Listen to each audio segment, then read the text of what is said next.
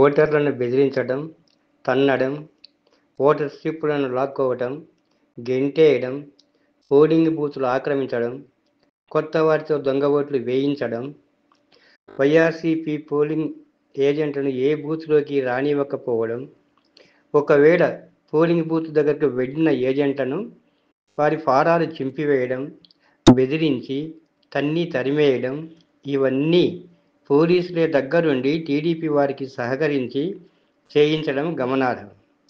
కొన్ని చోట్ల పోలీసులే ప్రజలను భయపెట్టి ఓటు లేదు పొమ్మంటూ వెనక్కి పంపిన సంఘటనలు పులివెందుల, ఒంటిమిట్ట జెడ్పీటీసీ స్థానాలకు మంగళవారం జరిగిన ఉప ఎన్నికలలో కనిపించే సంఘటనలు.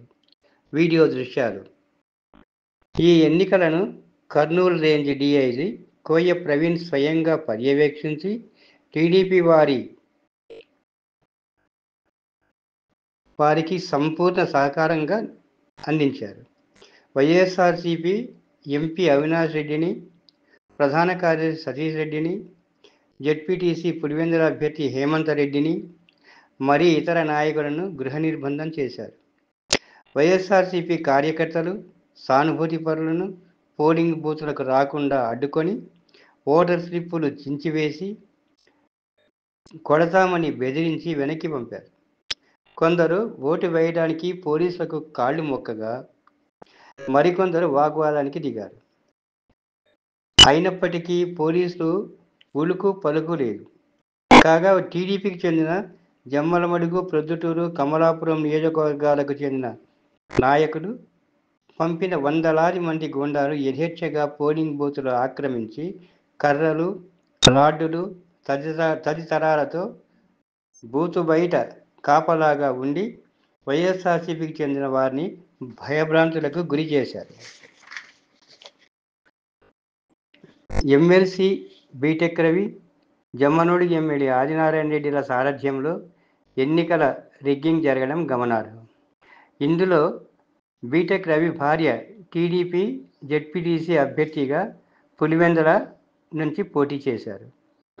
ఒంటిమిట్ట జెడ్పీటీసీ ఎన్నికలను ఇదే ప్రహసనం జరిగింది. రాష్ట్ర మంత్రి రాంప్రసాద్ రెడ్డి క్యాన్వాయ్తో చెన్నెకొత్తపల్లి పోలింగ్ బూత్లోకి వెళ్ళినప్పుడు వైఎస్ఆర్సీపీ పోలింగ్ ఏజెంట్ను బట్టలు విప్పి కొట్టడం దారుణం.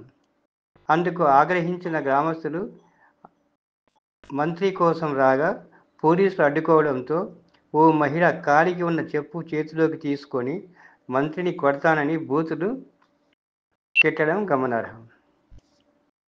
ఇంత జరుగుతున్న ఎలక్షన్ కమిషనర్ కానీ, జిల్లా కలెక్టర్ కానీ పట్టించుకోకపోవడం గమనార్హం.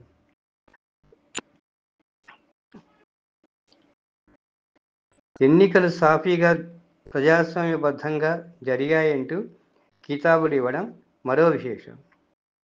కనంపల్లిలో ఓటు వేయనీయండని పోలీసుల కాళ్లు పట్టుకుంటున్న ఓటర్లు, అలాగే తమ ఓట్లు వేయడానికి అడ్డుకోవడాన్ని మీరెవరని వాగ్వాదానికి దిగుతున్న మహిళలు, మహిళా ఓటర్లపై దౌర్జన్యానికి పాల్పడుతున్న ఓటు వేయడానికి వెళ్తున్న టీడీపీ మూకలపై మా ఓట్లు అడ్డుకోవడానికి మీరెవరంటూ తుమ్మలూరులో 2 మహిళలు తిరగబడ్డారు.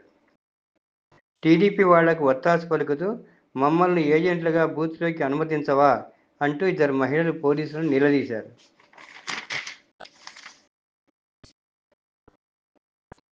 మూడు దశాబ్దాల తర్వాత పులివెందులలో ఎలాంటి సంఘటనలు జరగకుండా ఎన్నికలను ప్రజాస్వామ్యయుతంగా జరిగాయని మంత్రి లోకేష్ తన ఎక్స్ ఖాతా ద్వారా హర్షం వెలిబుచ్చారు.